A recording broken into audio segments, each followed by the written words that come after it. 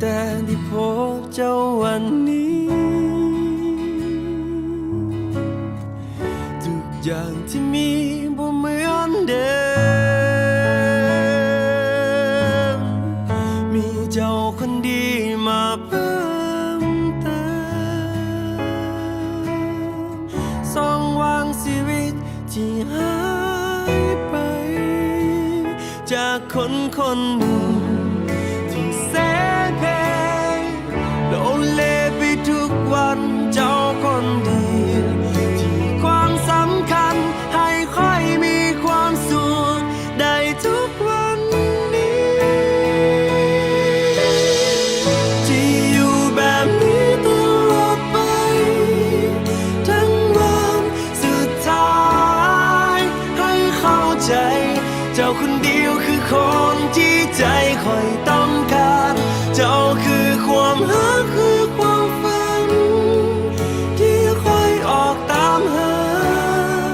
มาแสนนานต่อจากนี้จะเป็นคนสุดท้าย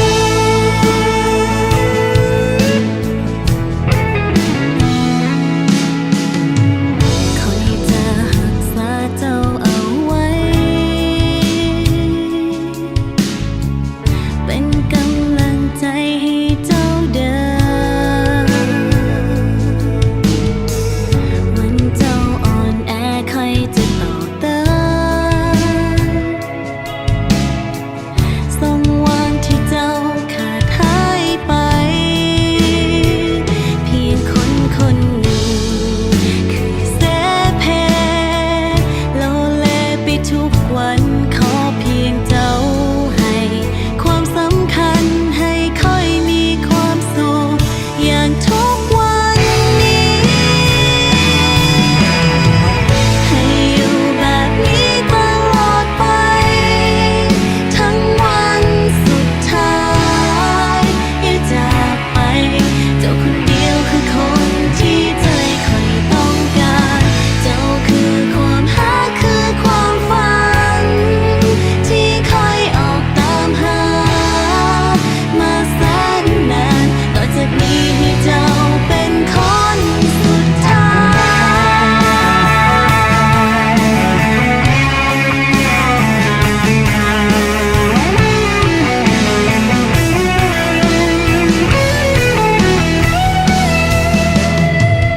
ที่อยู่แบบนี้ตลอดไปทั้งวันสุดท้ายให้เข้าใจเจ้าคนเดียวคือคนที่ใจคอยต้องการ เจ้าคือความรักคือความฝันที่คอยออกตามหามาแสนนานต่อจากนี้ให้เจ้าเป็นคนสุดท้าย แบบนี้ตลอดไป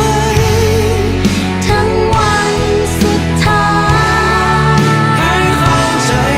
เจ้าคนเดียวคือคนที่ใจคอยต้องการเจ้าคือความรักคือความฝัน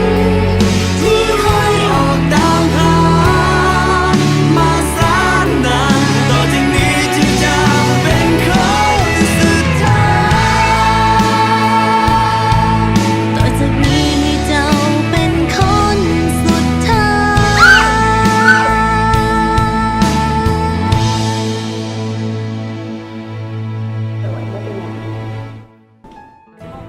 แต่บุคิดว่าการที่ได้มาฮู้จักมินเพียงระยะเวลาสั้นๆสิเฮ็ดให้ตายได้ฮู้อหย่างหลายอย่างขนาดนี้และก็บ่ฮู้ว่าคันอยู่ดนไปกว่านี้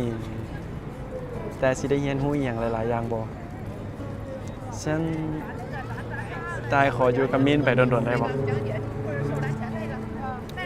ใครอยู่บ่โดนแดด สิให้ตายหนีไปใส่ได้ล่ะกะแนวมินนะฮักปานนี้ แหวะ ด้วยหามีเหตุโอเคด่วน